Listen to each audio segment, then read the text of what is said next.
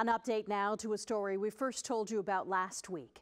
Several dogs were removed from a home in Hamilton's East End after neighbours noticed the animals appeared to have been left behind when tenants were evicted.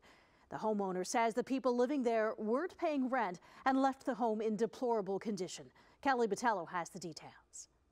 6 large dogs were surrendered on the weekend by the people who used to rent this house on Highland Avenue in Hamilton. Photos from inside show feces and garbage throughout. There was nobody in that house 3 times a day. There was nobody in that house, whatever. They were lucky once every 48 hours they may have been fed. Animal advocate Carol Andrews says the animals were left in the house for 2 weeks after the people who lived there were evicted for not paying rent. Last week, the tenants became upset with camera crews and reporters after concerned neighbors tipped off the media and animal welfare organizations. The tenants say they were constantly returning to the house to care for the animals they left behind. Those who live nearby say the dogs were neglected. Constantly barking, crying.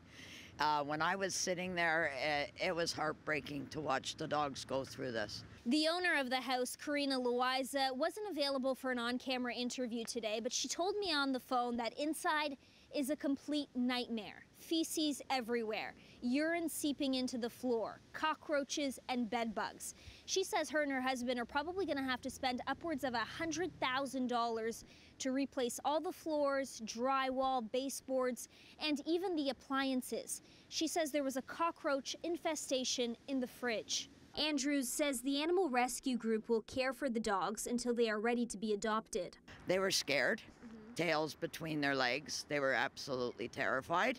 But not emaciated, she says. Nonetheless, she says the community is disappointed. The way these animals were treated is totally unacceptable, and I hope PAWS lays charges. Provincial Animal Welfare Services, or PAWS, tells CHCH News that investigators went to the house on multiple occasions and say the animals were being cared for.